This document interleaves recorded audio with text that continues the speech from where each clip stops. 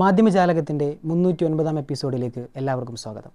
Shri KM Roy എന്ന മാധ്യമപ്രതിഭ പത്രപ്രവർത്തന മേഖലയിൽ മാത്രമല്ല സമൂഹത്തിൻ്റെ നാനാ മേഖലയിലും താൻ നടത്തിയ ഇടപെടലുകളിലൂടെ സ്വയം അടയാളപ്പെടുത്തിയ ജീവിതത്തിനുടമയായിരുന്നുവെന്ന് മാധ്യമജാലകത്തിൻ്റെ കഴിഞ്ഞ എപ്പിസോഡിൽ ശ്രീ MK സാനു, തോമസ് ജേക്കബ്, വൈക്കം വിശ്വൻ, R ഗോപികൃഷ്ണൻ, ജോൺ പോൾ തുടങ്ങിയവരുടെ വാക്കുകളിലൂടെ നാം കേട്ടു. വിദ്യാർത്ഥിയായിരിക്കുമ്പോൾ തന്നെ പത്രപ്രവർത്തനത്തിൻ്റെ ബാലപാഠങ്ങൾ കരസ്ഥമാക്കിയ അദ്ദേഹം സ്വതന്ത്രമായ ചിന്താഗതിയിലൂടെ തൻ്റെ മാധ്യമപ്രവർത്തനത്തെ മുന്നോട്ട് നയിക്കുകയാണ് ചെയ്തത്. കേരള മീഡിയ അക്കാദമി തയ്യാറാക്കിയ KM റോയ് ഒരു പ്രകാശരേഖ ഡോക്യുമെൻ്ററി തുടരുന്നു.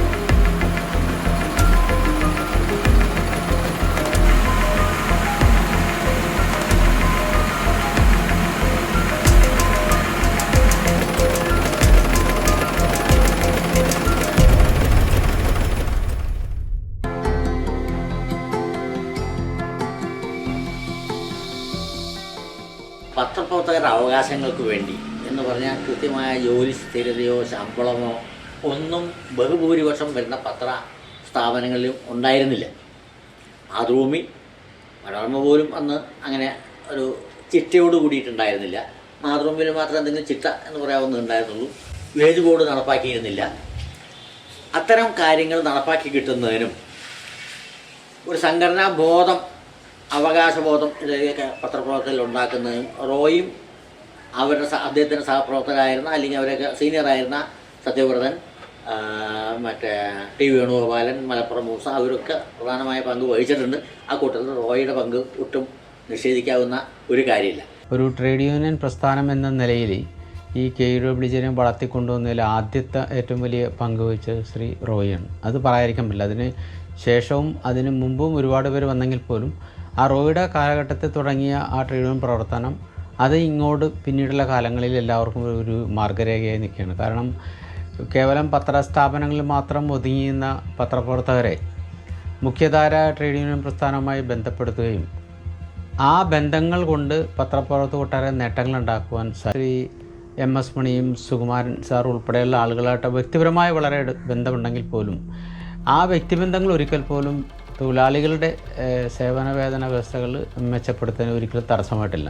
മുഖത്ത് നോക്കി ആവശ്യങ്ങൾ നേടിയെടുക്കുന്നതിന് വേണ്ടി യൂണിയൻ എന്ന നിലയിൽ വേജ് ബോർഡിലും അകത്തും വേജ് ബോർഡിന് പുറത്തും ഒരേപോലെ പോരാടിയ ഒരു വ്യക്തിയാണ് ശ്രീ റോയ്.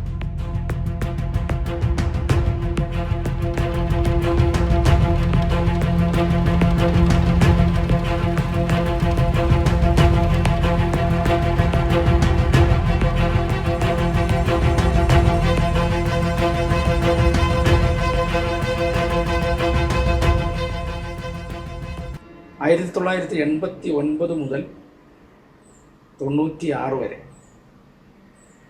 ഏതാണ്ട് 7 വർഷം ഒന്നിച്ച് അദ്ദേഹത്തോടൊപ്പം അദ്ദേഹത്തിൻ്റെ കീഴിൽ ജോലി ചെയ്ത ആളാണ്. അതൊരു വലിയ എക്സ്പീരിയൻസ്. പത്രപ്രവർത്തനത്തിലേക്ക് എന്നെ കൊണ്ടുവന്നതും ആദ്യമായി പത്രത്തിൽ ജോലി ചെയ്തതും റോയ് സാറിനോടൊപ്പമാണ്. റോയ് സാറാണ് എന്നെ സെലക്ട് ചെയ്തത്. അന്നു മുതൽ റോയ് സാറിനെ ഒരു പ്രത്യേക താല്പര്യത്തോടെ രക്ഷിക്കുകയും പഠിക്കുകയും ചെയ്ത ആളാണ്. അന്ന് പത്രങ്ങൾ ഏറ്റവും വിദേശ പരിശീലനമൊക്കെ നടക്കുന്നുണ്ട്. അത് പക്ഷേ വലിയ പത്രങ്ങളിൽ, ടൈംസ് ഓഫ് ഇന്ത്യയോ മലയാള മനോരമയോ അതുപോലുള്ള ഇന്ത്യയിലെ മുഖ്യധാര പത്രങ്ങൾ അത്തരം ഇപ്പോൾ തോംസൺ ഫൗണ്ടേഷൻ അല്ലെങ്കിൽ അങ്ങനെയുള്ള സംഘടനകളുമായി യോജിച്ച് അവർക്ക് പരിമിതപ്പെട്ട ഒരു ചുറ്റുപാടിലാണ് ട്രെയിനിങ് നടന്നുകൊണ്ടിരുന്നത്. അക്കാലത്താണ് IFWJ IOJയുമായിട്ട് ഈസ്റ്റ് യൂറോപ്യൻ അന്ന് ഈ കോൾഡ് വാറിന് മുമ്പുള്ളൊരു പീരീഡാണ്. അപ്പോൾ സോവിയറ്റ് ചേരി വളരെ ശക്തമാണ്. അപ്പോൾ സോവിയറ്റ് ചേരിയോടൊപ്പം നിൽക്കുന്ന IOJയുമായി ചേർന്നുകൊണ്ട് ഒരു എന്താ പറയുന്നത് അതിന് ഒരു രണ്ടുപേരും കൂടെ സംയുക്തമായിട്ട് പത്രപ്രവർത്തകരെ പരിശീലിപ്പിക്കുന്നു. ഇത് പരിശീലനം കൊടുക്കുന്നത് ഇന്ത്യക്ക് പുറത്താണ്. അതിനുവേണ്ടി കാരണം അത്തരമൊരു ട്രെയിനിങ്, പ്രൊഫഷണൽ ട്രെയിനിങ് ഈ പറയുന്ന മധ്യ ഇടത്തരം പത്രങ്ങൾക്ക് കിട്ടണം, അവിടുത്തെ ജേർണലിസ്റ്റുകൾക്ക് കിട്ടണമെന്ന് വളരെ താല്പര്യത്തോടെ അദ്ദേഹം അക്കാര്യത്തിൽ വളരെയധികം ശ്രമിച്ചിട്ടുണ്ട്. കേരളത്തിൽ നിന്ന് ധാരാളം പത്രപ്രവർത്തകരെ വിദേശത്ത് അയക്കാൻ അദ്ദേഹത്തിന് സാധിച്ചിട്ടുണ്ട്. അക്കൂട്ടത്തിൽ എനിക്കും അത്തരം ഒരു ഭാഗ്യമുണ്ടായി. അന്ന് ഞാൻ ദീപികയിലാണ്. പക്ഷേ ആ പ്രോഗ്രാമിൽ പങ്കെടുക്കാനായിട്ട് എനിക്ക് സാധിച്ചിട്ടുണ്ട്. എനിക്ക് മാത്രമല്ല അന്നുള്ള കുറേ ജേർണലിസ്റ്റുകൾക്ക്. അപ്പോൾ ഒരു പ്രൊഫഷണൽ ട്രെയിനിങ് വേണം, കാരണം ഒരു പ്രൊഫഷണൽ സമീപനം വേണം എന്ന കാര്യത്തിൽ റോയ് സാറിന് വളരെ കൃത്യതയുണ്ടായി.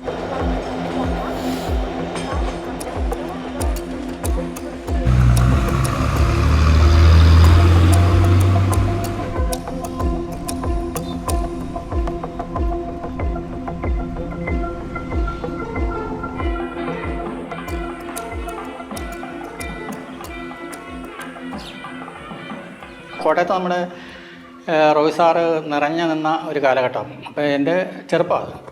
അപ്പം കോട്ടയത്ത് നമ്മുടെ പ്രസ് ക്ലബിൻ്റെ പുറകിൽ അന്ന് ഹോം ഗാർഡ്സ് സ്റ്റേഡിയം എന്ന് പറഞ്ഞൊരു ഗ്രൗണ്ടുണ്ട്. അവിടെ എല്ലാ വർഷവും ഈ ഇൻ്റർനാഷണൽ ബാസ്ക്കറ്റ്ബോൾ ടൂർണമെൻറ്റ് നടക്കും.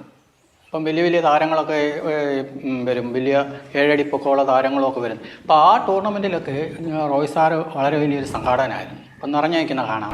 ഏത് കോട്ടയത്തിൻ്റെ വലിയ ചടങ്ങുകളിലും റോയ് സാറിനെ നിറഞ്ഞെന്ന് കണ്ടിട്ടുണ്ട്.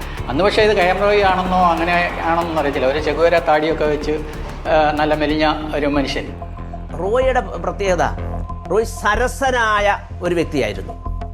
ഈ നുണക്കഥകൾ, ഈ കൂട്ടായ്മകൾ പറഞ്ഞ് ചിരിച്ച് ആളുകളെ കയ്യിലെടുക്കുന്ന രീതി, കുറേ പാടും എന്ന് പറയുന്ന എല്ലാ കാര്യങ്ങളും ഉണ്ട്. അങ്ങനെ ഒരു സാംസ്കാരിക കൂട്ടായ്മയിൽ എവിടെ ചെന്നാലും നേതാവായി റോയ് മാറുമായിരുന്നു. പുള്ളിക്കൊരു 19 നമ്പർ മുറിയുണ്ട്. റിവർ വ്യൂ എന്ന് പറയുന്ന ഹോട്ടലിൽ നമ്മുടെ മീനച്ചിലാറിനോട് പിന്നെ വ്യൂ ഉള്ള ഒരു റൂമാണ് പുള്ളി വർഷങ്ങളോളം അവിടെ താമസിച്ചുണ്ടാകും, റിവർ വ്യൂ എന്ന് പറയുന്ന ഹോട്ടലിൽ. അപ്പം പുള്ളി ചിലപ്പം ഞങ്ങളെ 5-6 പേരെ ആ മുറിയിലേക്ക് വിളിക്കും, കഥകൾ പറയും, നന്നായിട്ട് പുള്ളി പാട്ട് പാടും, പഴയകാല കഥകൾ പറയും, നേതാക്കന്മാരുടെ കൂടെയുള്ള അനുഭവങ്ങൾ പറയും, പത്രങ്ങളുമായിട്ടുള്ള അനുഭവങ്ങൾ പറയും, ചില വാർത്തയുടെ കാര്യങ്ങൾ പറയും. അദ്ദേഹത്തിൻ്റെ വാർത്താ ശേഖരണത്തിലുള്ള കൗതുകം നമുക്ക് എപ്പോഴും അത്ഭുതമാണ്. നിർഭയനായൊരു മനുഷ്യനായിരുന്നു റോയ്. ഞാനിപ്പോഴും ഓർക്കുന്നത്, ഇന്നും സജീവമായി ചർച്ച ചെയ്യപ്പെടുന്ന വിസ്താരം നടന്നുകൊണ്ടിരിക്കുന്ന അഭയ കേസാണ്. റോയ് കോട്ടയത്തുള്ളൊരു ദിവസമാണ് അഭയ ഇങ്ങനെ ആ മഠത്തിലെ കിണറ്റിൽ ഡെഡ് ബോഡിയായി പൊങ്ങിക്കിടക്കുന്നത്. തൻ്റെ റിപ്പോർട്ടുമായൊക്കെ സംസാരിച്ചപ്പോൾ അതിലുള്ള സംശയങ്ങളൊക്കെ റോയിയുടെ മനസ്സിൽ വന്നു. റോയ് അന്ന് കൊച്ചിയിൽ നിന്ന് കോട്ടയത്ത് വന്ന് ജോലി ചെയ്യുന്ന കാലമാണ്. രാത്രിയാകുമ്പോൾ കൊച്ചിയിലേക്ക് പോകും, പിറ്റേ ദിവസം ഉച്ചയാകുമ്പോൾ വരും. റോയ് അന്ന് പോകുന്നതിന് മുമ്പ് ആ വാർത്തയുടെ തലക്കെട്ട് ഇങ്ങനെയായിരുന്നു: സിസ്റ്റർ അഭയുടേത് ഒരു സ്വാഭാവിക മരണമല്ല. അങ്ങനെ ഒരു തലക്കെട്ട് കൊടുത്താൽ കത്തോലിക്കനായ പത്രോടമ MC വർഗീസിനുള്ള പ്രശ്നങ്ങളെപ്പറ്റിയൊന്നും റോയ് ആലോചിച്ചില്ല. അന്ന് രാത്രി കൊച്ചിയിലേക്ക് പോകുമ്പോൾ സഹപ്രവർത്തകരോട് പറഞ്ഞു, ആരിടപെട്ടാലും ആര് പറഞ്ഞാലും ഈ വാർത്തയുടെ തലക്കെട്ടോ ഇതിൻ്റെ ഉള്ളടക്കമോ മാറ്റാൻ പാടില്ല. ഞാൻ മംഗളത്തിൻ്റെ പത്രാധിപരായിരുന്നില്ലെങ്കിൽ ഈ അഭയ കൊലക്കേസ് കേരളം അറിയില്ലെന്നുള്ളതായിരുന്നു. ഞാൻ എഡിറ്ററായിരിക്കുന്ന സമയത്ത് ഒരാൾ വന്നിട്ട് പറഞ്ഞു, ഒരു റിപ്പോർട്ട് വന്നിട്ട് പറഞ്ഞു, സാർ ഒരു കിണറ്റിൽ കന്യാസ്ത്രീയുടെ മൃതദേഹം പൊങ്ങിയിട്ടുണ്ട്. ഞാൻ പറഞ്ഞ് അതെങ്ങനെ റിപ്പോർട്ട് ചെയ്യേണ്ടത്? ഞാൻ പറഞ്ഞു, നിങ്ങൾ ആദ്യം പോയിട്ട് പോലീസിന് പറയാനുള്ളത് കേൾക്കുക, പിന്നീട് നിങ്ങൾ കോൺവെൻറ്റിൽ പോയിട്ട് മദറിന് പറയാനുള്ളത് കേൾക്കുക, അവർ രണ്ടുപേരും പറയുന്നതിൻ്റെ അടിസ്ഥാനത്തിൽ നിങ്ങൾ എഴുതുക. ഇയാൾ പോയി ചോദിച്ചപ്പോൾ മദർ പറഞ്ഞു, ഈ കന്യാസ്ത്രീ ആത്മഹത്യ ചെയ്യാൻ ഞങ്ങളൊരു കാരണവും കാണുന്നില്ല, ഇത് സംശയാസ്പദമായ മരണമാണ്. അദ്ദേഹം ആ റിപ്പോർട്ട് ഇവിടെ എഴുതി. അപ്പോൾ വൈകുന്നേരം പത്ര ഓഫീസുകളിലൊക്കെ എഡിറ്റോറിയൽ കോൺഫറൻസ് കൂടുന്ന അവസരത്തിൽ ഞാൻ പറഞ്ഞു, ഇതൊരു സുപ്രധാന സംഭവമാണ്. ഒരു കോൺവെന്റിലെ മദർ തന്നെ പറയുന്നു, സംശയാസ്പദമായ രീതിയിൽ ഒരു കന്യാസ്ത്രീ കിണറ്റിൽ മരിച്ചു കൊടുക്കുന്നു, പത്രത്തിൻ്റെ 1-ാം പേജിൽ ഇത് നല്ല വാർത്തയായിട്ട് കൊടുക്കണം. അപ്പോൾ എൻ്റെ എഡിറ്റോറിയൽ ആ ബോർഡിലുള്ള ഒരു ക്രിസ്ത്യാനി അല്ലാത്ത ഒരു സീനിയർ സബ് എഡിറ്റർ എന്നോട് ചോദിച്ചു, സാർ അതെങ്ങനെയാണ് നമ്മൾ കൊടുക്കുക? ഞാൻ ചോദിച്ചാൽ എന്താ, നമ്മുടെ പത്രത്തിൻ്റെ ഉടമസ്ഥൻ MC വർഗീസ് ഒരു കത്തോലിക്കനല്ലേ, അപ്പോൾ അത് ഈ പത്രത്തിൽ കൊടുക്കാൻ പറ്റുമോ? അപ്പോൾ ഞാൻ പറഞ്ഞു, കത്തോലിക്ക സഭയുടെ താല്പര്യങ്ങൾ സംരക്ഷിക്കാൻ ജോൺ പോൾ എന്ന് പേരായ ഒരു മാർപ്പാപ്പ വത്തിക്കാനിൽ ഇരിക്കുന്നു, അദ്ദേഹം നോക്കിക്കോളും, നിങ്ങളൊന്നും സംരക്ഷിക്കേണ്ട കാര്യമില്ല. അങ്ങനെയാണ് മംഗളത്തിൻ്റെ 1-ാം പേജിൽ 4 കോളത്തിൽ സംശയാസ്പദമായ രീതിയിൽ കന്യാസ്ത്രീയുടെ ശരീരം കണ്ടെത്തി എന്നുള്ളത്. നിങ്ങൾ പറഞ്ഞാൽ വിശ്വസിക്കില്ല. ഇപ്പോൾ മനോരമ കൊടുത്തില്ല, ദീപിക കൊടുത്തില്ല നമുക്ക് മനസ്സിലാക്കാം. കാരണം അവർക്ക് ക്രൈസ്തവ താല്പര്യം. മാതൃഭൂമി, കേരള കൗമുദി, എന്തിന് ദേശാഭിമാനി പത്രത്തിൽ പോലും ചരമക്കോളത്തിൽ സിസ്റ്റർ അഭയ കർത്താവിൽ നിദ്ര പ്രാപിക്കുകയാണ് ഉണ്ടായത്. ഇത് വന്നതിന് ശേഷമാണ് ഈ ഒച്ചപ്പാട് മുഴുവൻ ഉണ്ടായി വന്നത്. ഈ അഭയ കേസ് വന്നു, അന്നിങ്ങനെ ഒരു വാർത്ത വന്നപ്പം ഫാദർ ഇവിടെ ഇല്ല, ഇങ്ങനെ ഒരു സിസ്റ്റർ കിടറ്റിൽ വീണ് മരിച്ചു എന്ന് പറഞ്ഞു. അത് ബാക്കി പത്രങ്ങളെല്ലാം അത് ചരമക്കോളത്തിൽ കൊടുത്തപ്പോൾ റോയ് സാർ അന്ന് ഇവിടെ ഫ്രണ്ടിൽ നിന്ന് ഞങ്ങളെല്ലാം ഓർമ്മയുണ്ട്, അദ്ദേഹമാണത് വലുതായിട്ട് ഫ്രണ്ടിൽ കൊടുത്തു. ഇന്നും ആ വാർത്തയ്ക്ക് ഒരു പ്രാധാന്യമുണ്ട്. അന്ന് നമ്മളത് ചെയ്തില്ലായിരുന്നെങ്കിൽ അഭയ കേസ് ഒരു ചരമക്കോളത്തിൽ ഒതുങ്ങിപ്പോകേണ്ടതാണ്.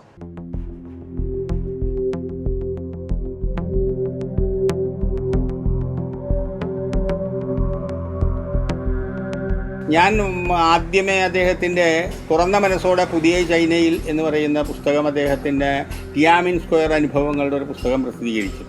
അതിന് മുമ്പേ റോയ് സാറിനെ എനിക്കറിയാം. ഈ ഇതിൻ്റെ ഒരു ഇത് വന്നതെന്ന് വെച്ചാൽ അന്നത്തെ ഒരു പ്രതീക്ഷ ഈ ചൈനയെക്കുറിച്ചുള്ള ഒരു പുസ്തകത്തിന് വ്യാപകമായ വിൽപ്പന ഒരു ഇടതുപക്ഷ മുഖങ്ങളിൽ നിന്ന് ലഭിക്കും എന്നുള്ളൊരു പ്രതീക്ഷയായിരുന്നു എനിക്കുണ്ടായിരുന്നത്. പക്ഷേ തുറന്ന മനസ്സോടെ പുതിയ ചൈന എന്ന് പറയുന്ന പുസ്തകം ഞാൻ ദേശാഭിമാനി ബുക്ക് ഷോപ്പിലേക്ക് അയച്ചു കൊടുത്തത് ആ പുസ്തകം അവർ വിൽക്കാൻ താല്പര്യമില്ല എന്ന് പറഞ്ഞ് തിരിച്ചയക്കുകയാണ് ചെയ്തത്. അപ്പം ഞാനത് റോയ് സാറിനോട് സാറേ ഇങ്ങനൊരു സംഭവം ഉണ്ടായി, ഏതായാലും അയച്ച പുസ്തകം ആദ്യം അയച്ചപ്പോൾ അത് വിൽക്കാൻ അവർക്ക് താല്പര്യമില്ല. അവരുടെ പോളിസിക്ക് ചിന്തയുടെ ഷോപ്പുകളിൽ വെച്ച് തുറന്ന മനസ്സോടെ പുതിയ ചൈനയിൽ ആ ടിയാമിൻ സ്ക്വയർ കലാപത്തെക്കുറിച്ചുള്ള ഒരു ദൃക്സാക്ഷി വിവരണം പോലെ അല്ലെങ്കിൽ അവിടെ പോയ ഒരു അനുഭവക്കുറിപ്പ് പ്രസിദ്ധീകരിക്കാൻ വിൽപ്പനയ്ക്ക് ഞങ്ങൾ എടുക്കുന്നില്ല, അത് ഞങ്ങളുടെ ഒരു പോളിസിയാണ് എന്ന് പറഞ്ഞു കഴിഞ്ഞപ്പോൾ റോയ് സാറിനോട് ഇത് കമ്മ്യൂണിക്കേറ്റ് ചെയ്തു, അദ്ദേഹം എഴുത്തുകാരൻ എന്നുള്ള നിലയിൽ. റോയ് സാറിന് അതിനെ സംബന്ധിച്ച് യാതൊരു പ്രശ്നവും ഉണ്ടായിരുന്നില്ല. കാരണം എന്താ വെച്ചാൽ അവിടെ അല്ലെങ്കിൽ മറ്റൊരു സ്ഥലത്ത് ആ പുസ്തകത്തിൻ്റെ വിൽപ്പന ലഭിക്കും എന്നുള്ളതാണ് എൻ്റെ ഒരു പ്രതീക്ഷയായിരുന്നു. ചിന്തയിലേക്ക് കൂടുതൽ ഈ പുസ്തകങ്ങൾ വിറ്റുപോകുമെന്ന്. പുസ്തകം മത്തായി മജീദിനെ കുറിച്ച് പലരും എഴുതിയിട്ടുണ്ട്. PK ബാലകൃഷ്ണൻ വരെ എഴുതിയിട്ടുണ്ട്. ബാലകൃഷ്ണൻ റോയിയേക്കാൾ വലിയ എഴുത്തുകാരനുമാണ്. പക്ഷെ ഇതൊക്കെ ആണെങ്കിലും റോയുടെ പുസ്തകം അതിൽ വ്യത്യാസമുള്ളതാണ്. മത്തായി മജീദിൻ്റെ മാനസിക ഘടന, അവരുടെ ആത്മാവ്, ആ തരത്തിലുള്ള പല കാര്യങ്ങളും റോയിക്ക് ആവിഷ്കരിക്കാൻ കഴിഞ്ഞിട്ടുണ്ട്. റോയിയുടെ സർഗാത്മക ജീവിതവും വളരെ സജീവമായിരുന്നു. 3 നോവലുകൾ എഴുതിയിട്ടുണ്ട്. അദ്ദേഹത്തിന് മത്തായി മാഞ്ഞിരം കഴിഞ്ഞാൽ പിന്നെ ഏറ്റവും വ്യക്തിബന്ധം ഉണ്ടായിരുന്നത് CN ശ്രീകണ്ഠൻ നായരുമായിട്ടാണ്. ശ്രീകണ്ഠൻ നായരുമായിട്ടുള്ള ബന്ധം കാരണം അദ്ദേഹത്തിന് വേണ്ടി ഒരു നാടകം അദ്ദേഹം എഴുതി. ഈ നാടകത്തിൻ്റെ കഥാതന്തു കേട്ടപ്പോൾ നമ്മുടെ ജോൺ ബോൾ പറഞ്ഞു, ഞാനിതൊരു സിനിമയാക്കി കളയാം. പക്ഷേ അവസാനം ആ സിനിമ ഉണ്ടായില്ല. കോർപ്പറേഷൻ ഇലക്ഷനിൽ ജയിച്ചു, സ്ഥാനാർത്ഥി ജയിച്ചു കഴിഞ്ഞപ്പോൾ അന്ന് ഞാൻ CPM-ൻ്റെ ജില്ലാ സെക്രട്ടറിയാണ്. അപ്പോൾ ആര് മേയറാവണം എന്നുള്ള പ്രശ്നം വന്നു. മേയറാകാൻ ആവശ്യമായ വോട്ട് ഞങ്ങൾക്കില്ല. അപ്പോൾ ഇവിടെ ഒരാളുടെ സഹായം കൂടി വേണം. അപ്പോൾ റോയി ആണെങ്കിൽ കമ്മ്യൂണിസ്റ്റായിട്ട് കണക്കാക്കിയുമില്ല, സ്വതന്ത്രനായിട്ട് ജയിച്ച ആളുമാണ്.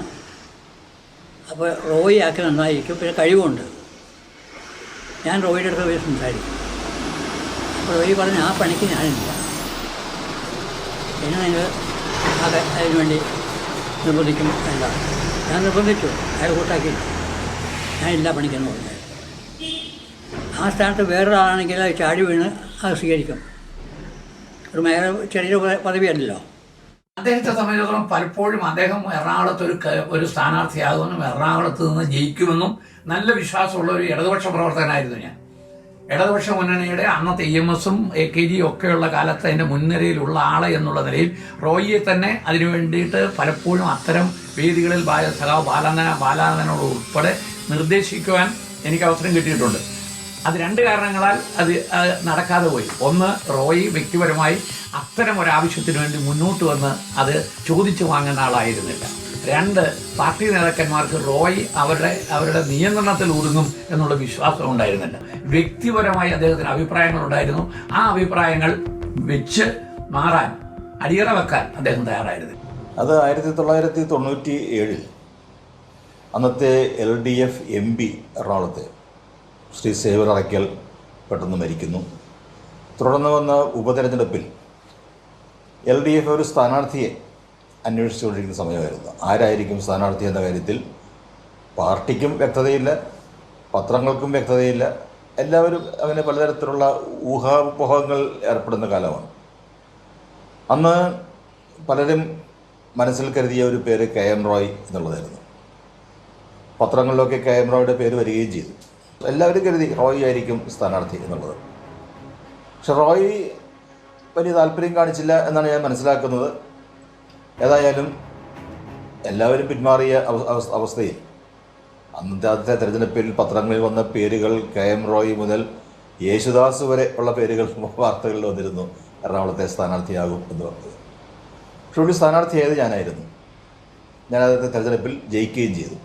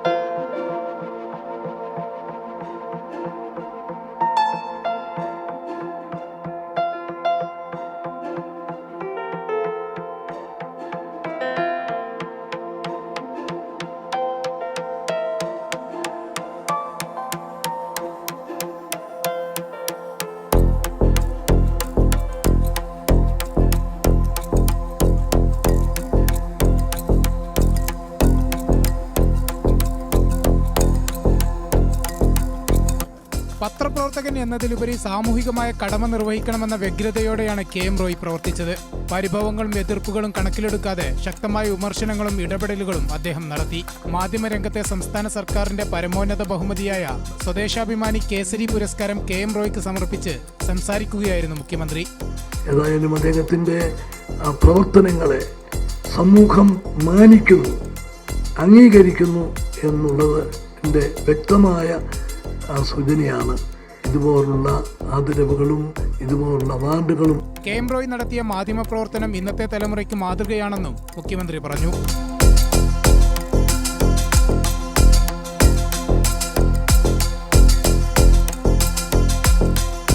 ഞാൻ ചേട്ടനായിട്ട് 8 വയസ്സ് വ്യത്യാസമുണ്ട്.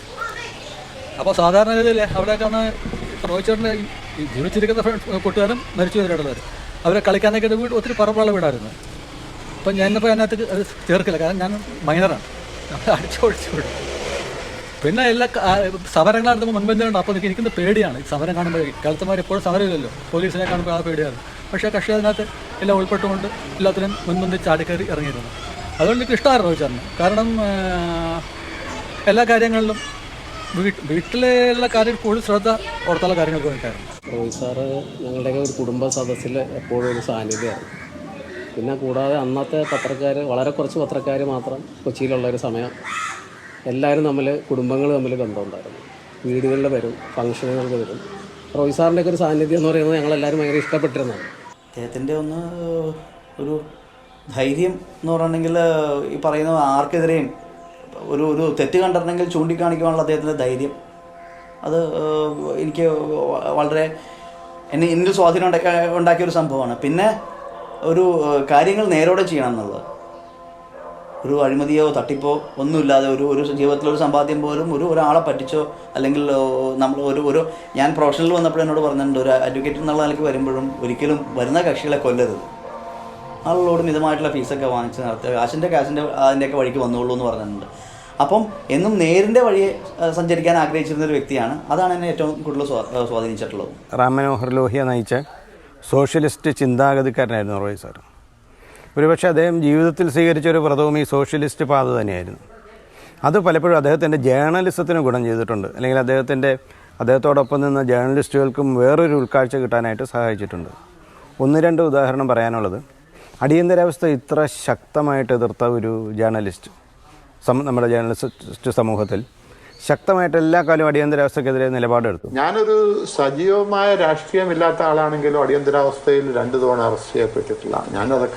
ഞാൻ തന്നെ മറന്നുപോയിരിക്കുന്നു. അതിന് അവകാശവാദമായിട്ട് ആരോടും ഞാൻ പറയുന്നില്ല. കാരണം അന്ന് ചെയ്യേണ്ടതായിരുന്നു. ഇങ്ങനെ ഒരു സ്വാതന്ത്ര്യമില്ലാത്തൊരു വ്യവസ്ഥയിൽ ജോലി ചെയ്തിട്ട് എന്ത് കാര്യം. അടിയന്തരാവസ്ഥ വന്ന സമയത്ത് ആദ്യമായിട്ട് കോട്ടയത്ത് മാധ്യമങ്ങളുടെ കൂട്ടത്തിൽ അടിയന്തരാവസ്ഥയ്ക്കെതിരായിട്ട് ചെറിയ ചെറിയ യോഗങ്ങളിലാണെങ്കിലും സംസാരിക്കാനുള്ള ഒരു തൻ്റെ ഇടം കാണിച്ചിരുന്നു റോയി. ബാബറി മസ്ജിദ് തകർത്തതിനെക്കുറിച്ച് അദ്ദേഹം എഴുതിയ എഡിറ്റോറിയലിലും ഇതേ അഭിപ്രായം അദ്ദേഹം രേഖപ്പെടുത്തി. ഇന്നും ആ എഡിറ്റോറിയൽ വളരെ വ്യത്യസ്തമായിട്ടും വളരെ ഒരു പ്രവാചക ശബ്ദത്തോടെ നിൽക്കുന്നു. മറ്റൊന്നുള്ളത്, രാജീവ് ഗാന്ധിക്ക് ശേഷം ഇവിടെ മണ്ഡൽ അല്ലെങ്കിൽ ആ ഒരു പ്രക്ഷോഭം അല്ലെങ്കിൽ VP സിംഗിൻ്റെ വരവ്. VP സിംഗിനോട് ആസ് എ സോഷ്യലിസ്റ്റ് അദ്ദേഹം വളരെ അനുകൂല ഭാവമുള്ള ഒരാളായിരുന്നു.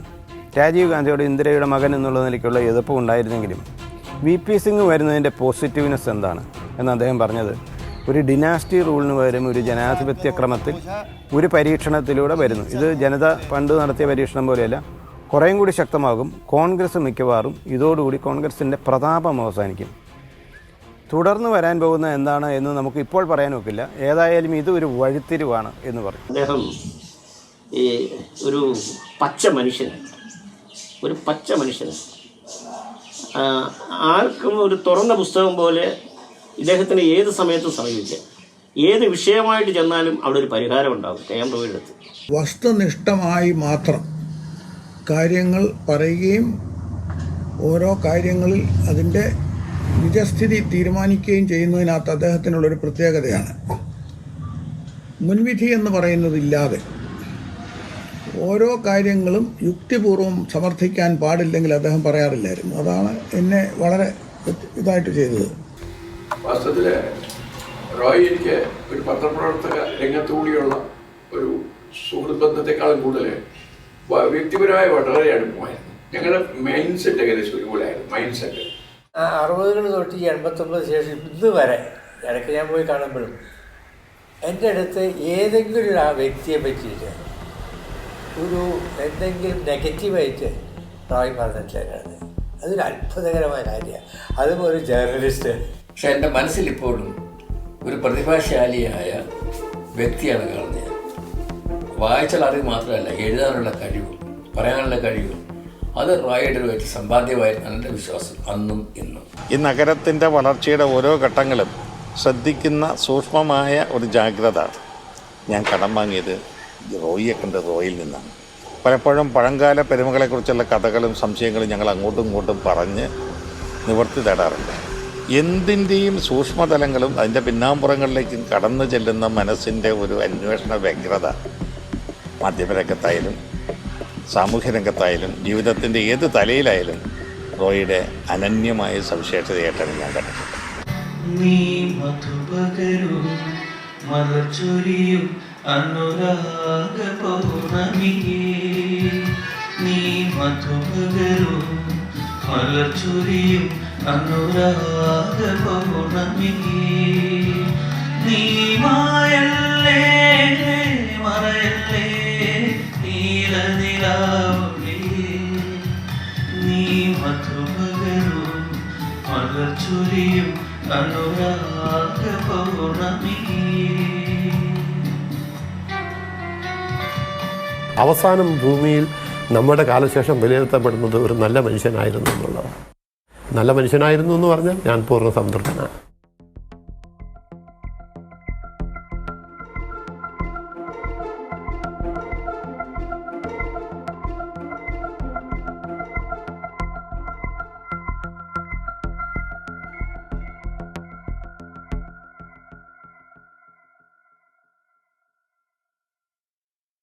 മാധ്യമജാലകത്തിൻ്റെ ഈ ആഴ്ചയിലെ ഈ എപ്പിസോഡ് ഇവിടെ പൂർണ്ണമാകുന്നു. എല്ലാവർക്കും നന്ദി, നമസ്കാരം.